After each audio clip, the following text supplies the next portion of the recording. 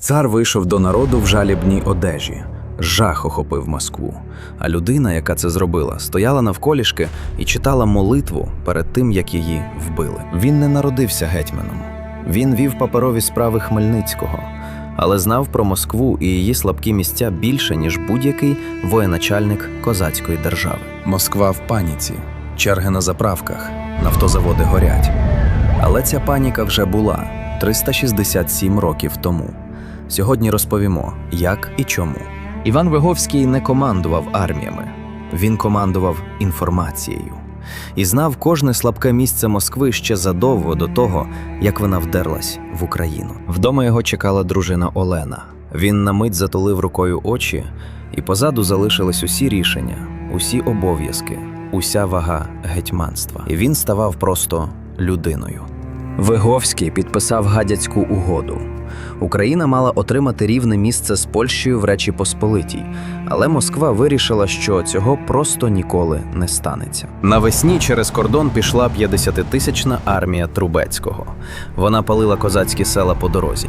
В Конотопі її чекали 4 тисячі козаків Гуляницького. Жоден не здавався. Московська артилерія місяцями гатила по Конотопу. Гарнізон відповідав щоразу, але місто трималось. Виговський купував дорогоцінний час, щоб зібрати головний удар. Уявіть, 4 тисячі проти 50 тисяч. 2,5 місяці без підкріплень, без постачання. Тримались, бо знали, що гетьман їх не залишить. Виговський зібрав 16 тисяч козаків.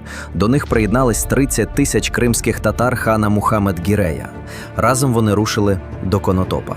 І Москва нічого не знала. Виговський вибрав місце, де річка Куколка розливається в рівнину.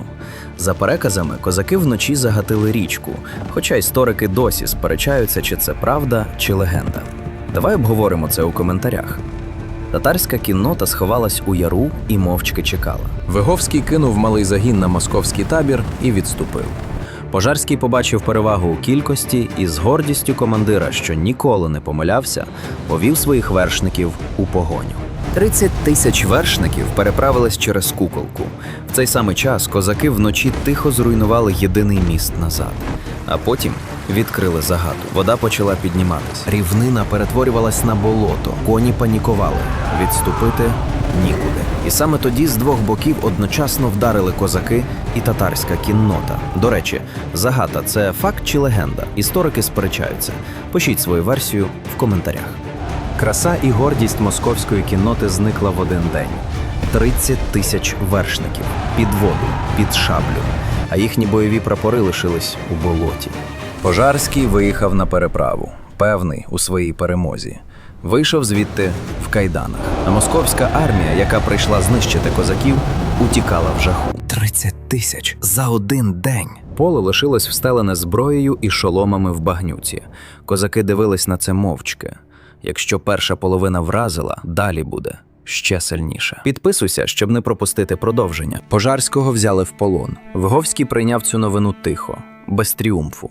Він знав, що перемога в бою і перемога у війні – зовсім різні речі. Трубецький отримав 2 поранення і тікав до Путивля разом з рештками армії, кидаючи артилерію і скарбницю. Все, що ще вчора вважалось непереможною московською міццю. У жалібній одежі цар Олексій вийшов до народу. Вперше за довгі роки найбільша армія повернулась повністю знищеною і без прапорів. Жах охопив усю Москву. Навколо Москви сотні людей поспіхом копали рови, стомлені обличчя, вкриті багнюкою. З висоти було видно, як земляне кільце вже оточило Кремль. У монастирях ченці вантажили скрині та ікони на вози, готуючись тікати. Але поки Виговський мав відкритий шлях на Москву, московські агенти вже купували козацьку старшину. Срібло роздавалось вночі і таємно. Рада розколювалась. А Виговський це бачив. Перемога над Москвою обернулась зрадою зсередини. Свої стали проти своїх. Дорога на Москву була відкрита, але позаду горіли українські села. Держава розкололась на правий і лівий берег. Виговський поклав гетьманську булаву на стіл. Зійшов з посади, яку боронив ціною всього. А зрада всередині зробила те, що не змогла зробити московська армія. Новий гетьман підписав нові переяславські статті. Москві повертали все, що вона втратила на полі бою. Московські полки знову увійшли в Україну, цього разу назавжди. Виговський жив у засланні в Галичині, дивився крізь кам'яну арку, як гине справа його життя. І руки, що підписували договори і стратегії, тепер лежали порожніми. Його запросили на військову нараду до Корсуня.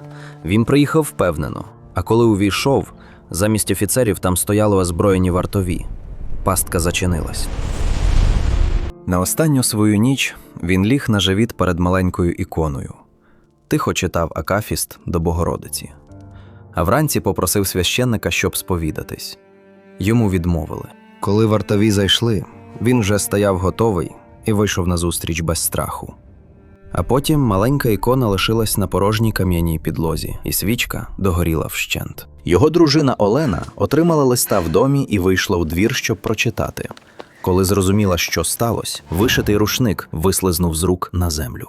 Вона пережила чоловіка лише на кілька тижнів.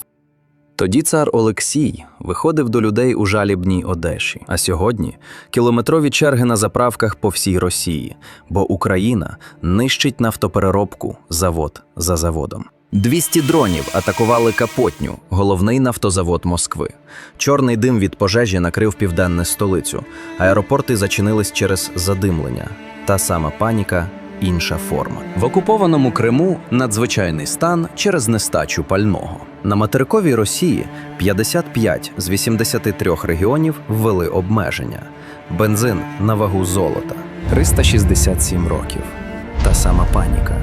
Ворог не змінився, тільки зброя стала інакше смертоносною. А річка Куколка тихо тече і нічого не знає. Росія вперше в своїй історії купує бензин морем.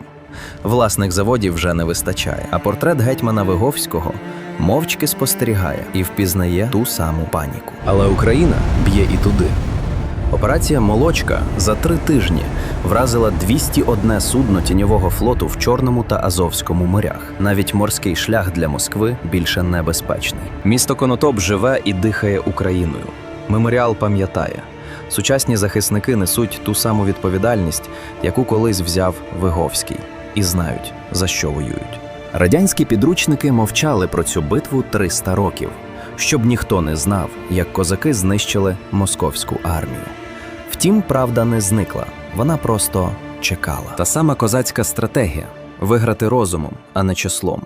Сьогодні вона живе в українських артилеристів, в дронщиків, в волонтерів, які точно знають, за що воюють. Річка Куколка, де загинула краса і гордість московської кінноти, тепер тихо тече серед верб.